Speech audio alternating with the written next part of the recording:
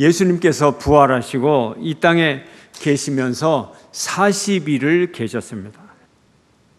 40일이 지나고 하늘로 올라가시면서 마지막 분부를 하십니다. 그 내용이 사도행전 1장 4절 5절입니다. 사도와 함께 모이사 그들에게 분부하여 이르시되, 마지막 부탁이거든요.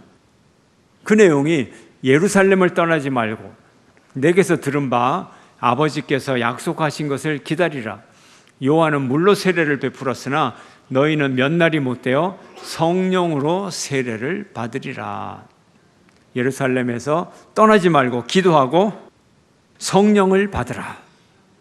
예수님의 마지막 말씀이에요. 이제 예수님의 시대가 끝나고 또 이 땅의 새로운 역사를 예수님이 이뤄 가시려고 제자들에게 명령하셨어요. 성령 받기를 기도하라. 그런데 이 말씀은 굉장한 말씀이에요. 구약시대에 어느 누구 보고 성령 받기를 기도하라 이렇게 가르친 사람도 없고 배운 사람도 없어요. 아주 혁명적인 가르침이에요. 성령을 받도록 기도하라. 처음 듣는 얘기예요. 아주 특별한 사건이에요. 제자들이 성령을 받아 이제 새로운 능력과 사명을 받는 모습이 사도행전에 나오게 될 것입니다. 그 중에 오늘 본문의 중요한 특징 몇 가지는, 첫째, 그 때가 오순절이었다 하는 거. 오순절, 50일 되는 날. 뭐로부터 50일이 되느냐? 6월절부터 50일이 되는 날. 6월절에 예수님이 직전에 돌아가셨으니까 예수님이 십자가에 못 박히신 지 50일째 되는 날. 두 번째로 장소가 예루살렘이었다는 거죠. 전 세계에서 온 유대인들이 이 오순절을 지키기 위해서 이 예루살렘에 모여서 성전에 제사하려고 모였습니다. 큰 축제입니다. 성령 강림이 오순절날 예루살렘에서 일어났습니다. 수많은 유대인들과 이방인들이 모이고 이 오순절에 성령 강림의 이 현상을 목격하고 경험할 수 있고, 그런 때가, 그런 장소에 성령 충만함이 임했던 것입니다. 이 오순절 사건은 큰 충격과 놀라움을 주었죠. 원래 유대교는 성전 종교예요. 율법 종교예요. 그런데 이제 이 유대교에서 그리스도교 복음으로 새 역사가 바뀌어가는 장면이에요. 새 역사가 시작되는 장면이에요. 성령께서 오셨어요. 내려오셨어요. 그래서 강림이라는 단어를 쓰죠. 성령 강림의 세 가지 증거로 임하셨습니다. 첫 번째 증거는 바람으로 임하셨습니다. 성령님이 오시는데 급하고 강한 바람 같은 소리가 제자들이 기도하는 그 방에 가득 차게 바람이 임했다는 거예요. 히브리어로 영이라는 단어는 루아흐라는 단어예요. 루아흐. 영이라는 단어인데, 이 영이라는 한 단어가 여러 가지 의미를 가지고 있어요. 첫 번째는 영, 말 그대로 스피릿, 영. 두 번째는 바람이라는 뜻이 또 그 안에 있어요. 바람은 윈드, 바람. 그 다음에 숨, 브레스. 그 다음에 생명, 라이프. 이게 루하우라는 단어 속에 다 들어있는 단어예요. 다 들어있는 단어. 그래서 바람이라는 뜻이 그 안에 들어있잖아요. 무슨 바람인가요? 영의 바람, 생명의 바람, 생명의 숨결. 그래서 바람같이 임하셨어요. 여러분에게도 성령이 임하기를 축원합니다. 영으로 임하기를 축원합니다. 바람으로 임하기를 축원합니다. 하나님의 숨으로 임하기를 축원합니다. 생명으로 임하기를 축원합니다. 두 번째, 불같이 임했어요. 120명의 제자들이 한 방에 마가의 다락방에 모여서 열심히 기도하는데 불이 임했는데, 불이 어떻게 임했느냐? 각자에게 임했어요. 각 사람에게 임했어요. 그냥 불꽃이 이 방에 그냥 맹목적으로 그냥 이렇게 평평하게 가득 찬 것이 아니고 각 사람의 머리 위에 불이 임했다는 거예요. 각각 개개인의 머리 위에 불이 임했다는 거예요. 각각의 머리 위에 촛불이 하나씩 켜지듯이 불이 임했다는 거예요. 불꽃이 갈라지는 거예요. 불꽃이 갈라졌다. 근데 이 제자들 중에 불에 타 죽은 사람은 아무도 없어요. 그냥 뜨거운 불길이 아니라 성령의 불길이기 때문에 타서 죽은 사람은 아무도 없어요. 그런데 이 성령의 임재가 모세와 같은 특정한 사람에게 한정되지 않고 일반인 제자들에게 성령이 임했다는 거예요. 거룩한 성령이 어떻게 보통 사람들에게 임할까요? 제자들 뭐예요? 보통 사람도 안 되는 거죠. 나쁜 사람 중에 한 명이죠. 세리, 그렇죠? 또 예수님의 친구 창기, 또 물고기 잡던 어부들, 연령당원들, 독립운동하던 사람들, 보통 사람들이나 보통 사람보다 더 천한 사람들이에요. 근데 그들에게 임했어요.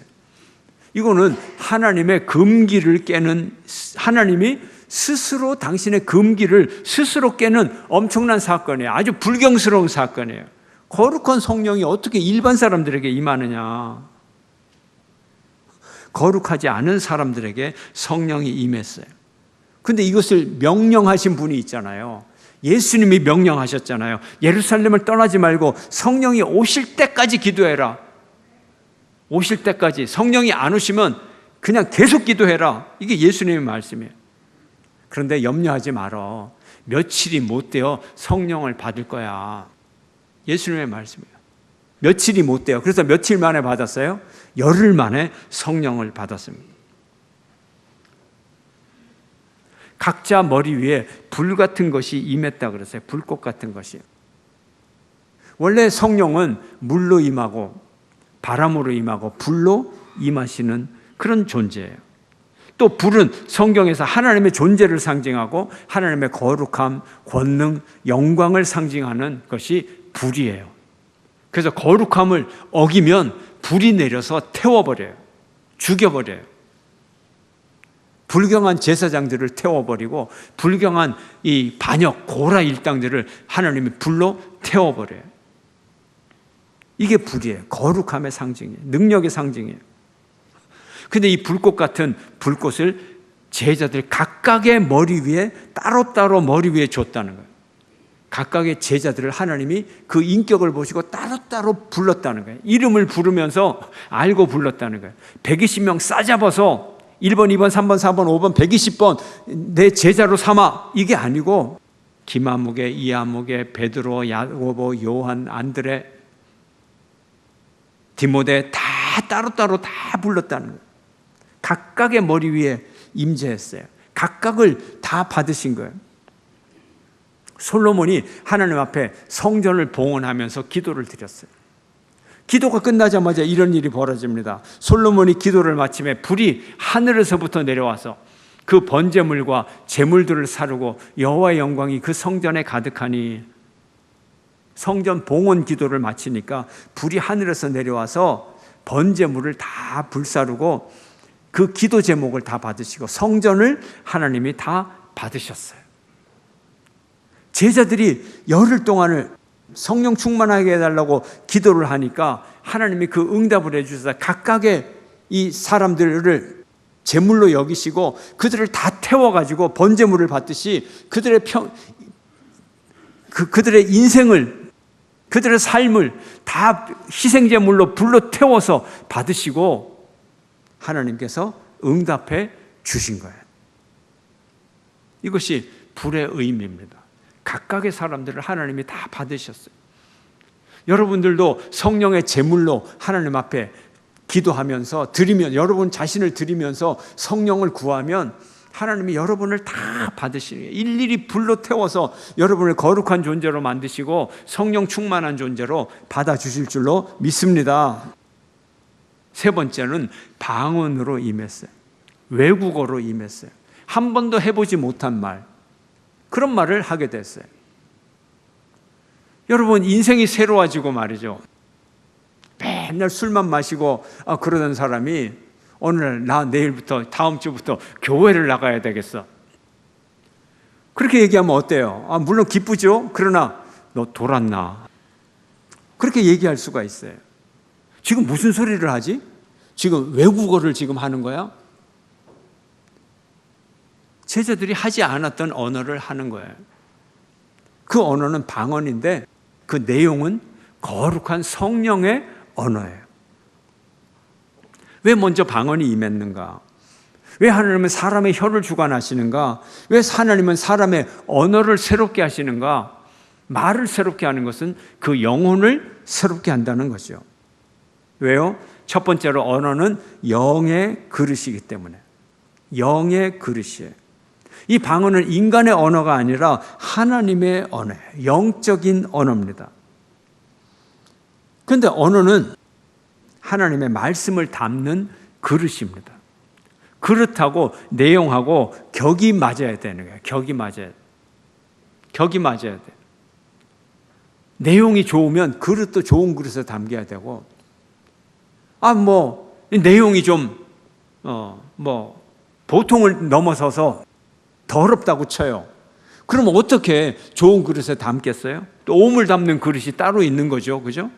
쓰레기통이 따로 있는 거고 격이 맞아야 되는 거예요. 또 옷과 사람은 격이 맞아야 되는 거예요. 언어를 통해서 영혼을 드러내요. 예수님이 말씀하셨습니다. 선한 사람은 마음에 쌓은 선에서 선을 내고 악한 자는 그 쌓은 악에서 악을 내나니 이는 마음에 가득한 것을 입으로 말함이니라. 마음에 가득한 것이 언어로 나오니까 마음을 갈고 닦아야 돼요. 언어를 갈고 닦기 이전에 마음의 새 영, 뉴 스피릿으로 채워야 돼요. 새 마음, 뉴 하트로 채워야 돼요. 또 새 영을 너희 속에 두고 새 마음을 너희 속에 주되 너희 육신에서 굳은 마음을 제거하고 부드러운 마음을 줄 것이며, 우리 영을 새롭게 해야 됩니다. 영을 받은 사람은 신령한 언어, 거룩한 언어로 변합니다. 여러분에게 거룩한 언어로 가득 차기를 주의 이름으로 축원합니다.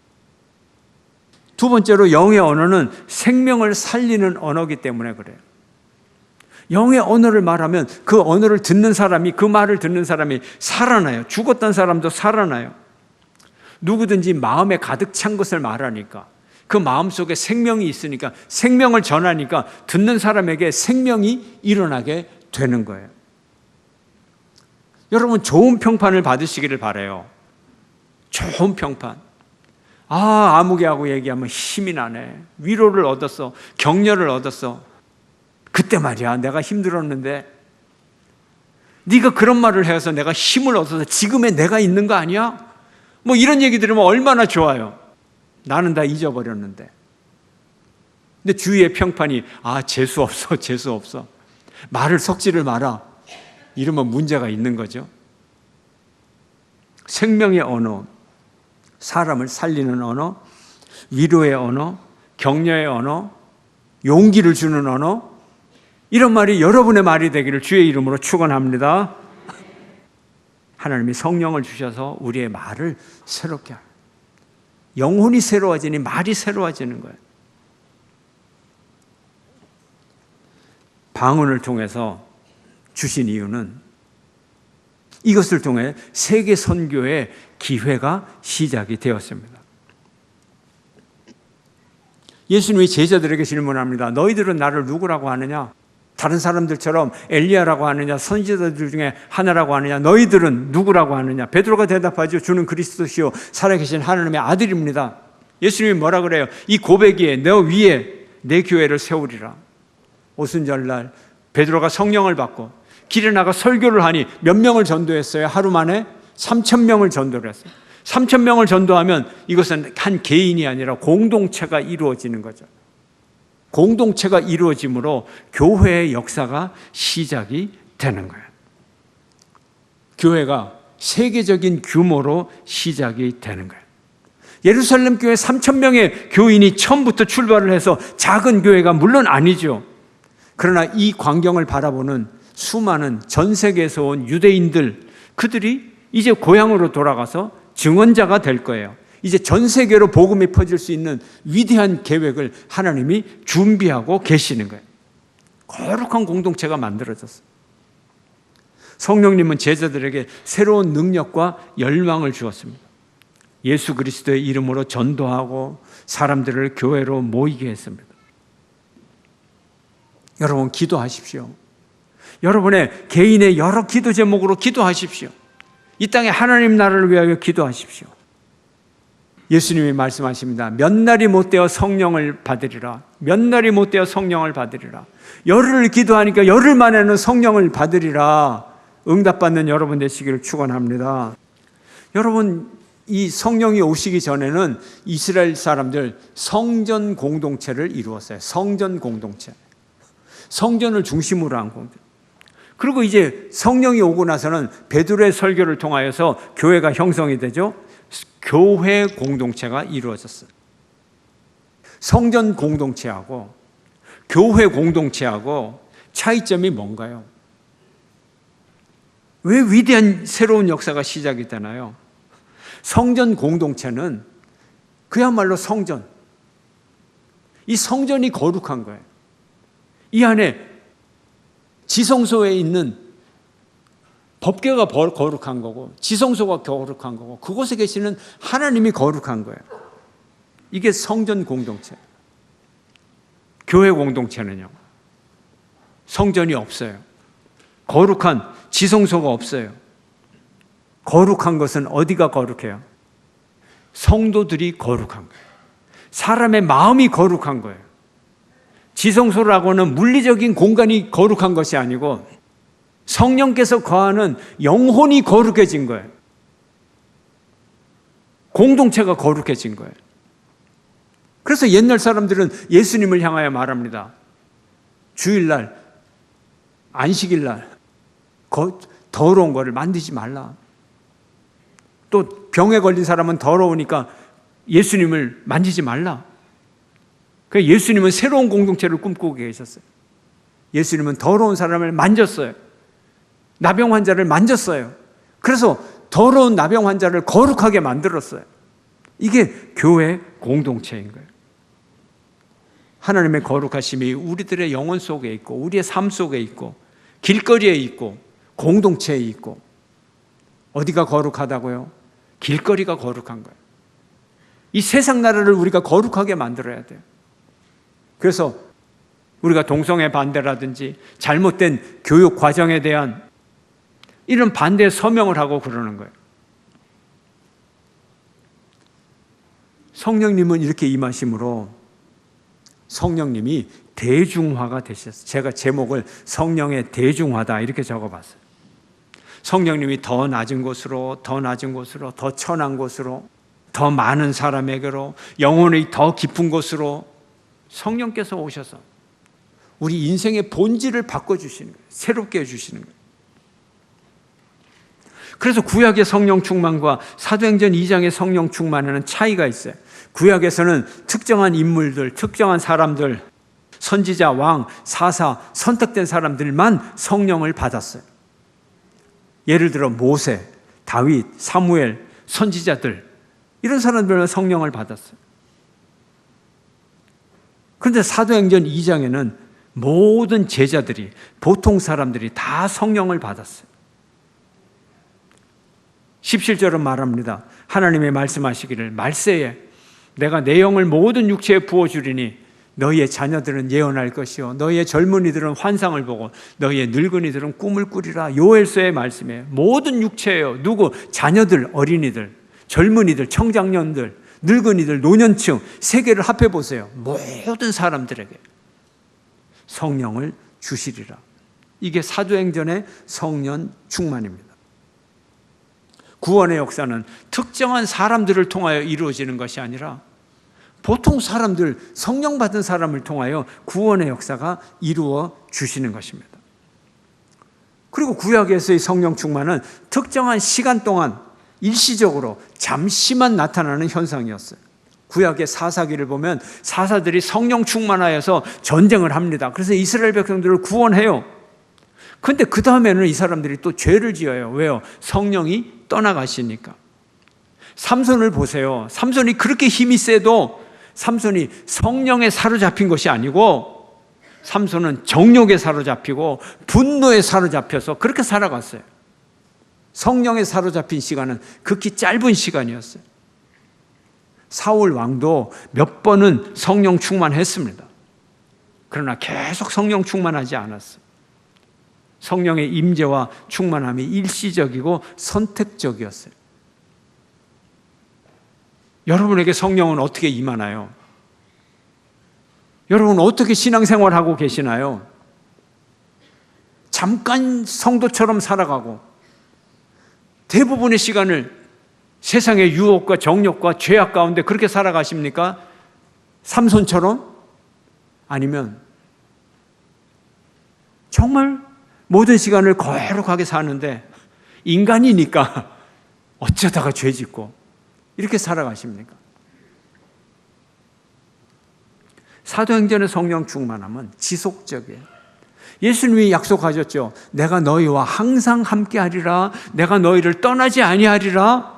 뭐를 통하여? 성령님을 통하여. 성령님은 우리와 함께 영원히 사십니다. 떠나지 않으십니다. 우리를 안심시키는 메시지예요. 성령님은 자발적으로 떠나지 않으세요. 우리를 사랑하셔서 우리와 함께하기를 원하세요. 다만 우리가 너무 죄짓고 살면 성령님께서 살 수가 없어요. 너무 더러워서 못 살겠다고 성령님이 떠나시는 거예요. 성령님을 쫓아버리는 거예요. 성령님을 내쫓지 않는 여러분 되시기를 축원합니다. 함께 살아가는 여러분 되시기를 축원합니다. 성령님은 더 아래로 더 아래로 우리의 삶 깊숙이 더 깊숙이 더 구체적으로 역사하시면서 옵니다. 여러분 지금부터도 이제는 영의 눈을 딱 뜨고 성령께서 어떻게 역사하시는지를 한번 생각해 보세요. 24시간만이라도 한번 살아보세요. 성령께서 어떻게 역사하시는가. 오직 성령이 너희에게 임하시면 너희가 권능을 받고 예루살렘과 온 유대와 사마리아와 땅끝까지 이르러 내 증인이 되리라 하시니라.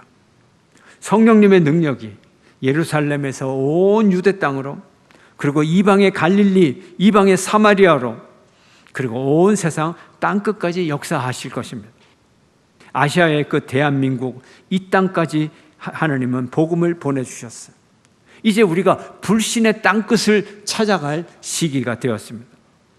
예루살렘 성전의 지성소만 거룩한 것이 아니라 온 유대 땅, 온 사마리아 땅, 온 세상이 거룩하고 아름다운 땅입니다.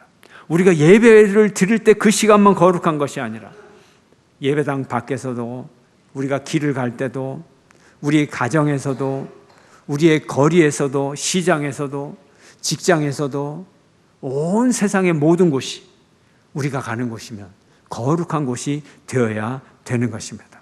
우리는 사람 살리는 생명의 역사에 부름을 받았습니다. 우리는 구세주 예수 그리스도의 증인입니다.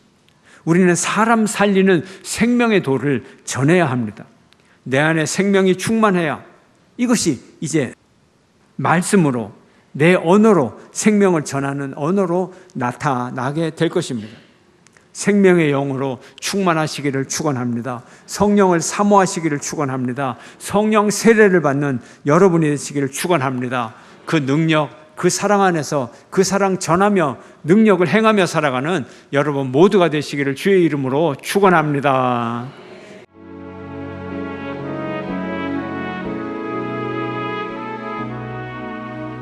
주님 앞에서